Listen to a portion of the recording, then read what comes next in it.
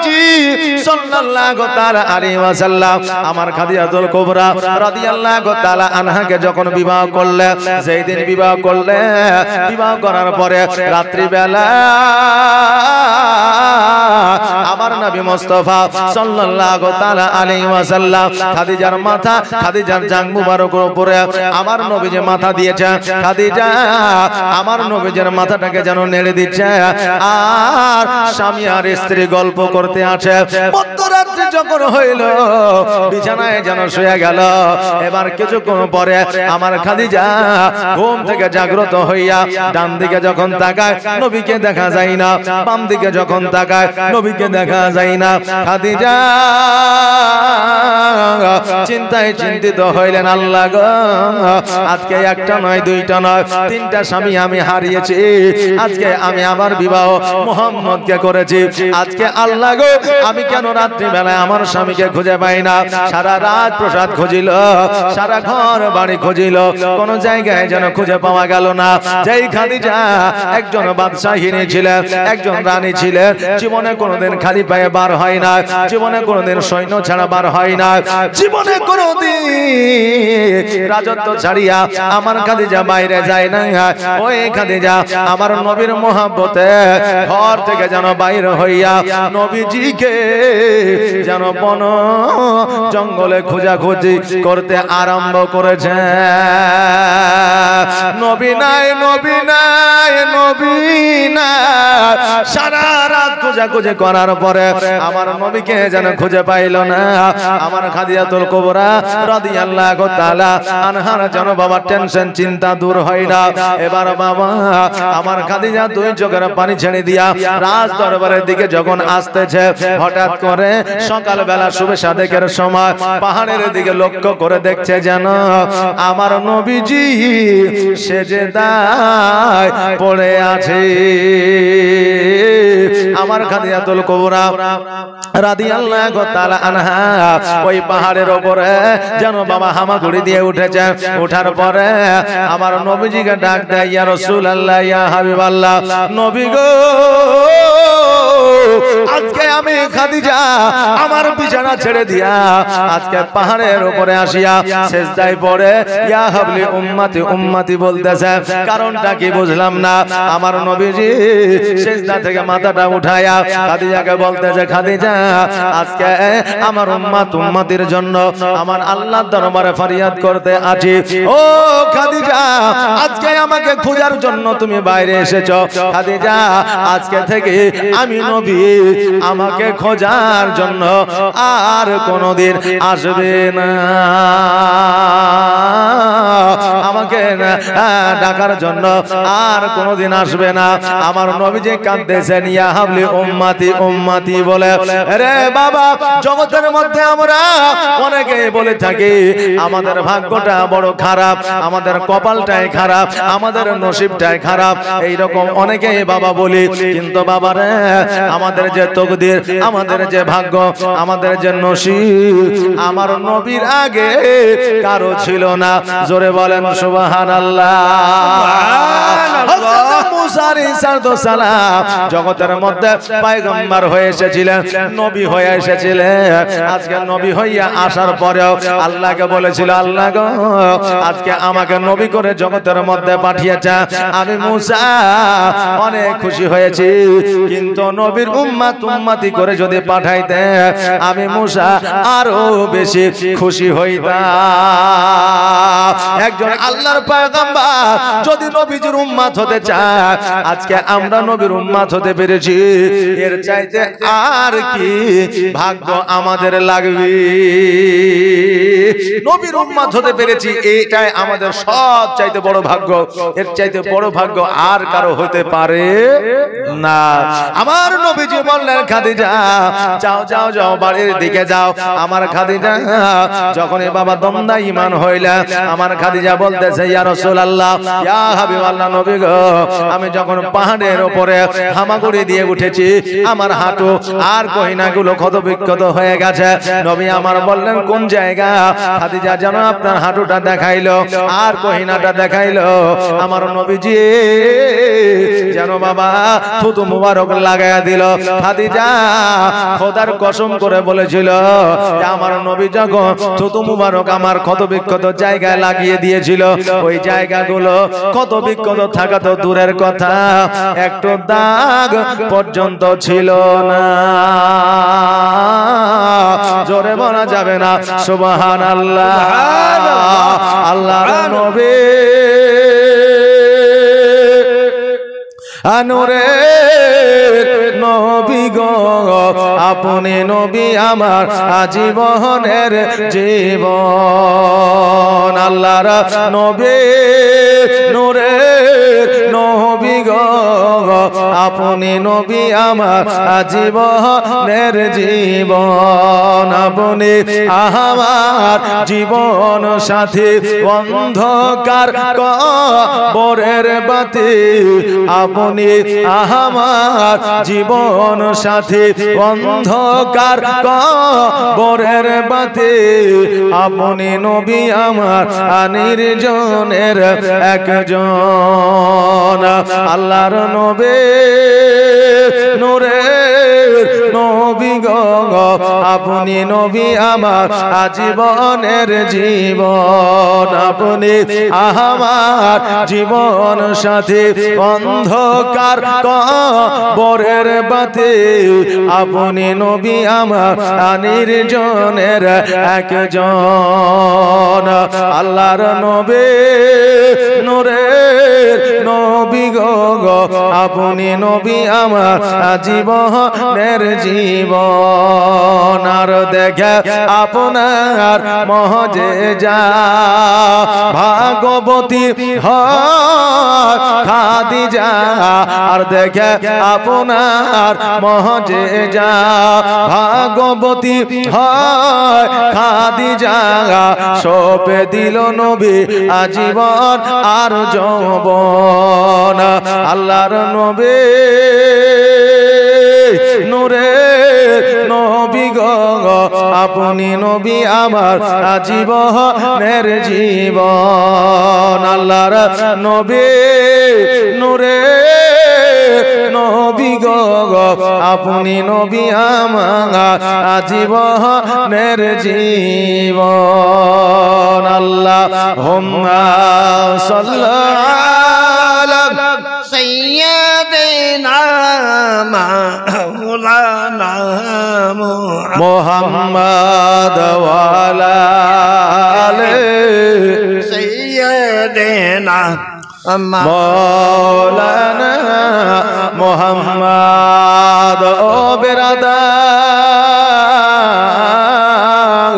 আমার খাদিজাতুল কুবরা রাদিয়াল্লাহু তাআলা আনহা ওই পাহাড় থেকে যেন রাজ দরবারের দিকে চলে আসলে। আমার নবীজি সকাল বেলা ওই পাহাড় থেকে যেন আমার খাদিজা রাজ দরবারের দিকে আসতেছে। মক্কা নগরের মানুষেরা বলতেছে, দেখ রে দেখ, আজকে যেই নবীর আব্বা ছিল না, আমা ছিল না, আজকে ওই মুহাম্মদ আজকে খাদিজাকে বিবাহ করে সমস্ত রাজত্বের মালিকানা আনিয়াছে। আমার নবী যখন এই কথা শুনলেন রে বাবা, আমার নবীজির দুই চোখ দিয়ে যেন অশ্রু ঝরে যায়। আমার নবী বলতেছে, আল্লাহ গো, আজকে যদি আমার দাদা আব্দুল মুত্তালিব বেঁচে থাকতো, আজকে মক্কা নগরের মানুষেরা এই কথা বলতে পারতো না। আজকে যদি আমার মা বেঁচে থাকতো, আজকে মক্কা নগরের মানুষেরা এই কথা বলতে পারতো না। আজকে যদি আমার আব্বা বেঁচে থাকতো, আজকে মক্কা নগরের মানুষেরা এই কথা বলতে পারতো না। আমার নবীজি আজকে মক্কা নগরের মানুষের কথা শুনিয়ে আমার নবীজির প্রাণ কানা যেন ফেটে যায়। আব্বার কথা যেন মনে পড়ে যায়, মায়ের কথা যেন মনে পড়ে যায়, দাদার কথা যেন মনে পড়ে যায়। বাবা, আজকে এতিমরা রাস্তাঘাটে পথে যখন চলাফেরা করবে, এতিমের গায়ে যদি কেউ হাত দিয়ে দেয়, এতিমকে যদি কেউ গালিগালাজ দিয়ে দেয়, এতিমকে যদি কেউ দুরকম কথা বলে দেয়, ওই এতিমের সব চাইতে আগে কথা মনে পড়ে তার পিতা ও মাতা, জোরে বলুন সুবহানাল্লাহ। মনটা বড় খারাপ করে খাদিজার দরবারের দিকে যেন আপনার অগ্রসর হইলে একটা ঘরের মধ্যে যাইয়া আমার নবী যেন অঝর নয়নে কান্না করতে আছে। খাদিজা আমার নবীজির কাছে যাইয়া বলতেছে, ইয়া রাসূলুল্লাহ, ইয়া হাবিবাল্লাহ, নবী গো, আজকে আপনি এইভাবে কেন কান্না করে? আপনার চোখে কেন পানি গো নবী? আজকে আপনার চোখে পানি দেখলে আমি খাদিজা থাকতে পারি না, আমিও কান্না করতে আরম্ভ করে দিই। ও গো নবীজি, আপনার চোখে কেন পানি? আপনি কেন কান্না করেন গো ইয়া রাসূলুল্লাহ?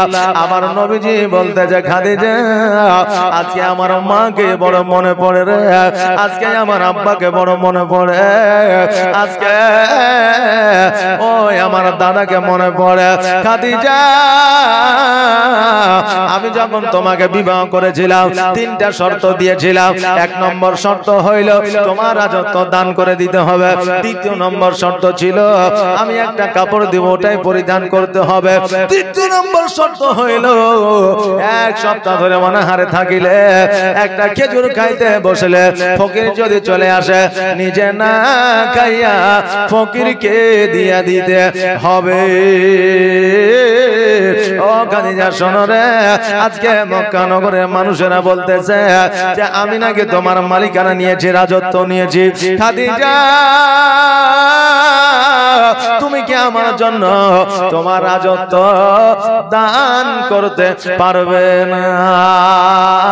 খাদিজা বলে, ইয়া রাসূলুল্লাহ, ইয়া হাবিবাল্লাহ, নবী গো, আজকে আপনার জন্য আমার রাজত্ব তো দূরের কথা, আমার সোনা দানা টাকা পয়সা মণি মুক্তা তো দূরের কথা, আপনি চাইলে আমি খাদিজা আমার শরীরের চামড়াগুলো ছিলিয়া আপনার পায়ের তলে বিছায়া দিতে পারি। আমার একটু পর্যন্ত দ্বিধাবোধ মনে হবে না। নবী আমার বলে, খাদিজা শোনো রে, আজকে তোমার শরীর দিতে হবে না, প্রাণ দিতে হবে না, আজকে জীবন দিতে হবে না। আজকে তোমার যে রাজত্ব আছে, আজকে তোমার যে অট্টালিকা আছে, আজকে যে তোমার টাকা পয়সা আছে, এই সমস্ত গুলা এতিম মিসকিন গরিবদের মধ্যে তুমি দান করে দাও। আমার খাদিজাতুল কুবরা রাদিয়াল্লাহু তাআলা আনহা বললেন, ইয়া রাসূলুল্লাহ, ইয়া হাবিবাল্লাহ, নবী গো, আপনি চাইলে আমার সম্পদ তো দূরের কথা, আমি সব কিছু দিতে রাজি আছি। জোরে বলেন সুবহানাল্লাহ। নবীর প্রেমে যারা পাগল হয়ে যায়, নবীর ইশকে যারা দিওয়ানা হয়ে যায়, তাদের না সম্পদের দিকে চাহিদা থাকে, তাদের না টাকা পয়সার দিকে চাহিদা থাকে, তাদের না জমি জায়গার দিকে চাহিদা থাকে, কারণ নবীর প্রেমে পাগল হইলে তারা ওই আখিরাতের বাজার একত্রিত করে না। নবীর প্রেমে পাগল হইলে, নবীর প্রেমে পাগল হইলে আমার আল্লাহ তাআলা খুশি। নবীর দরুদ পড়ো দিবানিশি, নবীর দরুদ পড়ো দিবানিশি। নবীর প্রেমে পাগল হইলে, নবীর প্রেমে পাগল হইলে আমার আল্লাহ তাআলা খুশি। নবীর দরুদ পড়ো দিবানিশি, নবীর দরুদ পড়ো দিবানিশি। ও কি নবীর প্রেমে পাগল হইলে আমার আল্লাহ তাআলার দিদার মিলে গো। থাকো যদি যদ বাহালে, থাকো যদি আজদ বাহালে, হইয়া প্রেম ও দাসী। নবীর দরুদ পড়ো দিবানিশি, নবীর প্রেমে পাগল হইলে, নবীর প্রেমে পাগল হইলে আমার আল্লাহ তাআলা খুশি। নবীর দরুদ পড় দিবানিশি নবীর দরুদ পড় দিবানিশি ও বাবারে ভাইরা আমার খাদিজাতুল কুবরা রাদিয়াল্লাহু তাআলা আনহা আমার নবীর কথা শুনিয়া আমার নবীজির কথা মোতাবেক যত সম্পদ ছিল টাকা পয়সা ছিল যত জমি জায়গা ছিল সব যেন এতিম মিসকিন গরিবের মধ্যে দান করে দিলেন জোরে বলেন সুবহানাল্লাহ সুবহানাল্লাহ খাদিজা রাজত্ব দান করে দিয়া টাকা পয়সা দান করে দিয়া খেজুর গাছের ছাউনিতে খেজুর পাতার ছাউনিতে আপনারা বসবাস করতে লাগলেন মদিনার ইমাম লিপিবদ্ধ করেছে কিতাবের মধ্যে লিখে দিয়েছে আমার খাদিজাতুল কুবরা রাদিয়াল্লাহু তাআলা আনহা খেজুর গাছের ছাল দিয়ে আপনার বিছানা বানিয়েছিলেন খেজুর গাছের ছাল দিয়া আমার খাদিজাতুল কুবরা রাদিয়াল্লাহু তাআলা আনহা বালিশ বানিয়েছে আর ওই বালিশে আরামদায়ক ভাবে রাত্রি বেলা ঘুম আপনার গিয়েছেন বাবারে আজকে আমাদের ঘরের মধ্যে তোষক আছে কত রকমের গদি আছে তবু আরামের ঘুম আমাদের হয় না নবী আমার বলতে যে খাদিজা আজকে তোমার আব্বার অট্টালিকাতে যে শান্তি যে সুখ তুমি পেয়েছো আজকে আমি নবীজি আমার হয়তো জীর্ণ কুটিরে সেই সুখ সেই শান্তি পাও না খাদিজা বলে নবী গো ওই রকম কথা বলিয়া আমাকে লজ্জিত করবেন না কারণ আমার আব্বা জানের অট্টালিকায় আমি যে সুখ ও শান্তি পেয়েছি আজকে আপনার এই জীর্ণ কুটিরে তার চাইতে হাজার গুণ বেশি শান্তি পাই জোরে বলেন সুবহানাল্লাহ স্বামী স্ত্রীর মধ্যে মহব্বত থাকিলে স্বামী স্ত্রীর মধ্যে প্রেম থাকিলে বাড়ির দরকার হয় না গাড়ির প্রয়োজন হয় না অট্টালিকার দরকার হয় না রে বাবা গাছের তলাতে বসবাস করা যায় তবে বাবা বর্তমানে প্রেম ও ভালোবাসা বাবারে অভাব যখন এসে দরওয়াজায় দাঁড়ায় ভালোবাসা মোদের জানালা দিয়ে পালায় বর্তমানে ভালোবাসা আমাদের এই অবস্থা আমার নবীজি খাদিজাতুল কুবরা রাদিয়াল্লাহু তাআলা আনহাকে বললেন ও খাদিজা আমি ইসলামের প্রচার ও প্রসারে যাব তুমি রান্না বান্না করবে আমার খাদিজা বললে ইয়া রাসূলুল্লাহ ইয়া হাবিবাল্লাহ নবী গো আপনি ইসলামের প্রচার ও প্রচার করে আসবেন আমি রান্না করে রাখবো নবী আমার ইসলামের প্রচারে গেলেন ফিরে আসার পরে দেখছে যেন খাদিজা এখনো পর্যন্ত রান্না হয় না আমাদের মতো মানুষ হইলে বলতাম বিবি রে আজকে এতক্ষণ পর্যন্ত তোমার রান্না কেন হয় না কি এমন করতেছিলা কি এমন কাজে যুক্ত ছিলা আমরা হইলে এই রকম কথা বলতাম কিন্তু আমার নবীজি বলতে যে খাদিজা এসরে এখনো পর্যন্ত যেহেতু তোমার রান্না হয় না সেহেতু আমি তোমার সঙ্গ দিয়া তোমাকে সহযোগিতা করিয়া আমিও রান্না করতে চাই খাদিজার সঙ্গী হইয়া আমার নবীজি যেন বাবা রান্নায় সহযোগিতা করতে আছে আজকে বিবিদের কাছে সহযোগিতা করা স্বামীদের জন্য আমার নবীর হলো সুন্নাত আজকে আলেম ওলামা হাজী সাহেবরা যদি বিবিদের কাছে সহযোগিতা করে সাধারণ মানুষ যদি দেখে বলবে দেখ মৌলবি হাজী বিবির গোলাম হয়েছে বলবে কি বলবে না যে বিবির গোলাম হয়েছে কিন্তু বাবারে বিবিদের কাছে সহযোগিতা করা আমার নবীজির সুন্নাত তবে মা বোনদের বলবো আগামী কালকে যে স্বামীকে বলিয়েন না মৌলবি বললো যে বিবিদের কাজ করা হলো সুন্নাত তো চলেন সকালবেলা ঠান্ডা দিন আমি তো থালি হাঁড়ি মারতে পারছি না তো থালি হাঁড়িটা একটু মাইজা দেন যে এই কথা যেন বলিয়েন না কারণ স্বামীদের অর্ডার করা যাবে না স্বামী যদি নিজ ইচ্ছায় তোমার কাজ করে দেয় তবে ওটাই হবে আমার নবীজির সুন্নাত জোরে বলেন সুবহানাল্লাহ আমার নবীজি বলে খাদিজা এসো এসো আমি তোমার কাজে সহযোগিতা করে দিই আমার নবী মুস্তাফা সাল্লাল্লাহু তাআলা আলাইহি ওয়াসাল্লাম জানো বাবা খাদিজার কাজে সহযোগিতা করলে রান্না বান্না একত্রিত ভাবে করলে স্বামী আর স্ত্রী দুইজনে মিলিয়া একসঙ্গে বসিয়া যেন খাওয়া দাওয়া করতে করতেছে। আমার নবীজি বলতেছে খাদিজা আজকে জীবনে তুমি রান্না বান্না করো না, জীবনে কোনোদিন আগুনের কাছে যাও না, জীবনে কোনোদিন তুমি সবজি রান্না করো না। আজকে যখন তুমি রান্নাটা করেছো ও বিবি রে, তোমার রান্নাটা আলহামদুলিল্লাহ অতি সুন্দর হয়েছে। আমার নবীজি বলেছে উম্মত রে, আজকে তোমার বিবিরা যখন তোমাদের জন্য খাবার তৈরি করে দেবে, ওই খাবারটা যদি একটু খারাপ হয়, ওই খাবারের প্রশংসা তুমি করবে, তোমার বিবি খুশি হয়ে যাবে। বিবিরা যখন পোশাক আশাক পরবে, ওই পোশাকের প্রশংসা করবে, তোমার বিবিরা খুশি হয়ে যাবে। আমার নবী বলেছে উম্মত রে, আজকে তোমার বিবিরা তোমাদের জন্য যদি স্পেশাল করে কিছু রান্না করে, ওই খাবারের প্রশংসা করবে, দেখবে বিবিরা খুশি হয়ে যাবে। বিবিদের রান্নার প্রশংসা করা আমার নবীজির সুন্নাত। এক জায়গায় ওয়াজ করেছিলাম বাবা, যে বিবিদের রান্নার প্রশংসা করা হলো নবীর সুন্নাত, বিবিরা খুশি হয়ে যায়। এক যুবক বুঝলেন 5 বছর বিয়ে হয়েছে, বাড়িতে গেছে, জালসার শেষে রাত্রিবেলায় খেতে বসেছে, এখনো চিন্তা করছে মৌলবি তো বললো যে খাবারের প্রশংসা করলে বিবি খুশি হয়ে যায়, তা আমি একবার প্রশংসাটা করে দেখি। এখন বিবিকে বলছে বিবি রে আজকে তরকারিটা খুব সুন্দর হয়েছে, খুব বিউটিফুল, হ্যাঁ খুব ভেরি নাইস, খুব সুন্দর হয়েছে। তা এখন বিবি খুশি না হইয়া মুখটাকে বেজার করে বসে আছে। তা এখন স্বামী বলছে বিবি রে আজকে আলেম মাওলানা বললো যে প্রশংসা করলে নাকি খুশি হয়ে যায়, তো তোর মুখটা বেজার হয়ে গেল কেন? তো এখন বিবি বলছে বেজার হবে না, 5 বছর ধরে তোমাকে রান্না করে খাওয়াচ্ছি, একদিন আমার সবজি তুমি নাম করনি, আর যেই পাশের বাড়ি থেকে তরকারিটা নিয়ে এসেছি অমনি বলছে যে সবজিটা খুব ভালো হয়েছে। তা আমার খুশি হবে না দুঃখ হবে? তাই দুঃখতে আমি মনটা ভারী করে আছি।